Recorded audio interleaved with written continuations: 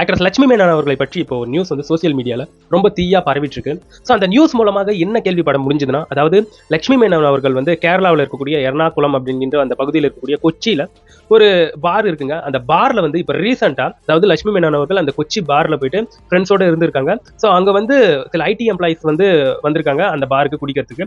So அப்போ வந்து இந்த லட்சுமி மேனன் அவர்களுடைய ஃப்ரெண்ட்ஸுக்கும் அந்த ஐடி எம்ப்ளாயிஸோடைய ஃப்ரெண்ட்ஸுக்கும் வாக்குவாதம் முற்றி அது வந்து சண்டையாக மாறி இருக்கு. அதுக்கப்புறம் கார் எடுக்கிறதுக்கு வெளியே வந்த பிறகு லட்சுமி மேனன் அவர்களுடைய ஃப்ரெண்ட்ஸும் லட்சுமி மேனன் அவர்களும் அந்த ஐடி எம்ப்ளாய் கிட்ட வந்து வாக்குவாதம் செஞ்சிருக்காங்க. ஒரு கட்டத்தில் கார் எடுத்து கிளம்பி போகும்போது ஐடி எம்ப்ளாயிஸோட காரை வந்து தொடர்ந்து போயிட்டு ஐடி எம்ப்ளாயிஸ் கேங்ல இருக்கக்கூடிய ஒரு நபர் அலியார் அப்படிங்கிற ஒரு நபரை பிடிச்சி காருக்குள்ள ஏற்றி பயங்கரமா அடிச்சிருக்காங்களாம். ஸோ அப்படி அடிச்ச பிறகு அவர் பயங்கரமா அடிபட்டு ஹாஸ்பிட்டல்ல போய் சேர்ந்திருக்காரு. அப்படி சேர்ந்த பிறகு அவருக்கு வந்து கடுமையான காயங்கள், ஃப்ரெண்ட்ஸ், அவங்களோட உறவினர்கள் எல்லாமே பார்க்க வந்துட்டாங்க அலியார் அப்படிங்கிற அந்த நபர். ஸோ அந்த நபர் அதுக்கப்புறம் டைரக்டா போய் கம்ப்ளைண்ட் பதிவு பண்ணிட்டாரு. என்னன்னு பதிவு பண்ணிருக்காருன்னா, இந்த மாதிரி லட்சுமி மேனன் அவர்கள் அவங்களோட ஃப்ரெண்ட்ஸும் சேர்ந்து தான் என்ன இப்படி தான் அடிச்சிட்டாங்க அப்படின்ட்டு அவர் வந்து கம்ப்ளைண்ட் பதிவு பண்ணிட்டாங்க. ஸோ அதுக்கப்புறம் போலீஸ் வந்து அந்த எஃப்ஐஆரை வந்து ரெஜிஸ்டர் பண்ணிட்டாங்க.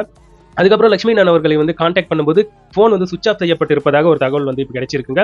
ஸோ அதுக்கப்புறம் அவங்க வந்து போலீஸ் வந்து மேற்கொண்டு நடவடிக்கைகள் எடுக்கிறாங்க. அதுக்கப்புறம் லட்சுமி மேனன் அவர்களுடைய தரப்புல இருந்து ஒரு மனு வந்து கோர்ட்ல வந்து கொடுக்கப்பட்டதாகவும் அது வந்து முன்ஜாமீன் மனுவாகவும் இருப்பதாகவும் ஒரு நியூஸ் வந்து ஸ்ப்ரெட் ஆயிட்டு இருந்தது. அந்த மனுவில் இருக்குதுன்னு என்ன சொல்லிட்டு இருக்காங்கன்னா, அந்த சம்பவத்துக்கும் லட்சுமி மேனன் அவர்களுக்கும் எந்த சம்பந்தமே இல்லை, அந்த இடத்துல வந்து லட்சுமி மேனன் அவர்கள் வந்து இல்லவே இல்லை அப்படிங்கிற ஒரு முக்கியமான விஷயம் தான் அந்த மனுவில் வந்து இருப்பதாகவும் இப்போ சோசியல் மீடியால அந்த விஷயம் வந்து கசிஞ்சிருக்குங்க. இந்த இடத்துல வந்து எனக்கு வந்து 2 கொஸ்டின்ஸ் இருக்குங்க. ஒன்னு என்னன்னா, அதாவது அந்த ஐடி எம்ப்ளாயி அலியார் அப்படிங்கிற அந்த நபர் வந்து ஃப்ரெண்ட்ஸோட தானே போனாரு.